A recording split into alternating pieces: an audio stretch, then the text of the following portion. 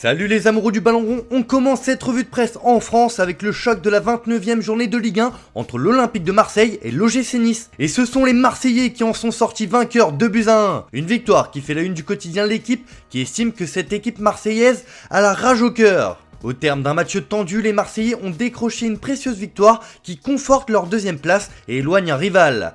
Un sentiment de soulagement que l'on retrouve sur la une de la Provence et surtout que cet OM peut savourer. Pour Nice matin, la déception est grande car les Aiglons chutent du podium avec cette défaite. Une déconvenue qui pourrait laisser des traces au gym. D'autres matchs avaient lieu hier après-midi et sachez que l'Olympique Lyonnais n'a pas enchaîné contre Reims avec un triste match nul 0-0. Pour le progrès, l'OL n'y arrive toujours pas en championnat, les Lyonnais sont 10e au classement.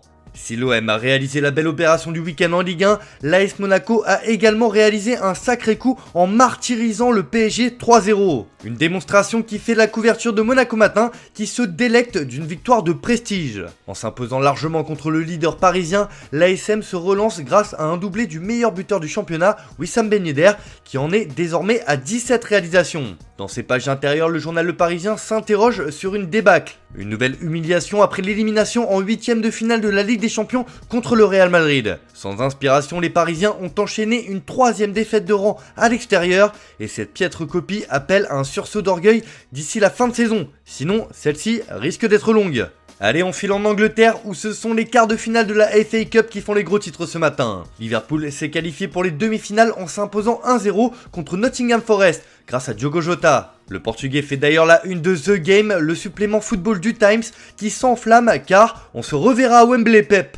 Et oui, car dans le même temps, Manchester City s'est imposé 4-1 contre Southampton et s'est également qualifié pour la suite de la compétition. Et comme le placard le Daily Mirror sur sa une, nous aurons le droit à un choc de titans entre Liverpool et Manchester City. Pep Guardiola rêve toujours du triplé mais admet que les moments difficiles d'une saison commencent maintenant. De son côté, Klopp insiste sur le fait qu'il n'a pas peur d'affronter City 2 fois en 6 jours et déclare « Nous ne sommes pas un tirage au sort de rêve pour qui que ce soit ». Pour le Daily Express, les deux équipes ont rendez-vous avec le destin. Les deux mastodontes vont s'affronter dans leur quête de gloire, que ce soit en championnat ou en cup, ça promet des grands moments. On prend la direction de l'Espagne où se jouait hier soir l'un des matchs les plus attendus de la saison sur la planète football, le Classico entre le Real Madrid et le FC Barcelone. Et il n'y a pas eu match car les Blaugrana ont surclassé les merengues 4-0. Une sacrée déconvenue qui fait la une du quotidien madrilène Marca qui titre « Une claque qui fait mal ». Barcelone se promène au Bernabéu contre un Madrid méconnaissable. Courtois a sauvé une raclée qui aurait pu être encore plus grande. Aubameyang avec un doublé a mené le festival. Le leader a disparu sans Benzema, juge le journal. Même chose en une de As qui parle d'une nuit noire pour le Real Madrid. Le Barça de Xavi détruit le pire Madrid et fantasme sur le titre de champion. Ancelotti a assumé ses responsabilités. J'ai dit à l'équipe que c'était de ma faute. L'entraîneur italien n'aura plus le droit à l'erreur d'ici la fin de saison. Forcément, à Barcelone, on fête joyeusement ce retour en grâce du Barça. Après des années compliquées, les Blaugrana sont de retour. Et pour Sport, les joueurs catalans sont ravis de vous reconquérir. Le Barça revient en force, il a humilié Madrid dans son propre stade. Grosse victoire pour l'équipe de Xavi, juge le quotidien. Pour Mundo Deportivo, il est temps de se remuer. Mais surtout, ce qui compte ce matin, c'est que le Barça est de retour. Sa prestation au Bernabéu écrasant Madrid le montre clairement. L'humiliation a été absolue avec une domination totale et rompt une série de 3 ans de défaites. Pour les Sportius, c'est une victoire pour les années à venir. De son côté, El País a le même constat que ses confrères et confirme que le FC Barcelone est de retour sur le devant de la scène. C'est tout le football espagnol qui va en profiter.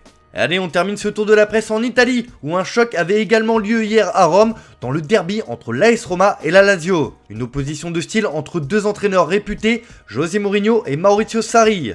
Pour l'édition romaine du Corriere dello Sport, le roi c'est Mourinho. Les Galliorossi se sont largement imposés 3-0 sur leur pelouse et ont donné une véritable leçon aux Laziale. Une première mi-temps exceptionnelle pour les Galliorossi avec un doublé d'Abraham et de Pellegrini. Pour Il Romanista, José Mourinho est carrément le roi du monde. Enfin, la Gazzetta dello Sport a assisté à un véritable show de la part du club de la Louve. Pour être complet, Tuttosport met en avant le retour en force de la Juventus qui s'est imposé 2-0 contre la Salernitana. Pour le quotidien turinois, l'Inter doit se méfier car la vieille dame est de retour. Les Bianconeri n'ont plus qu'un point de retard avant de les affronter.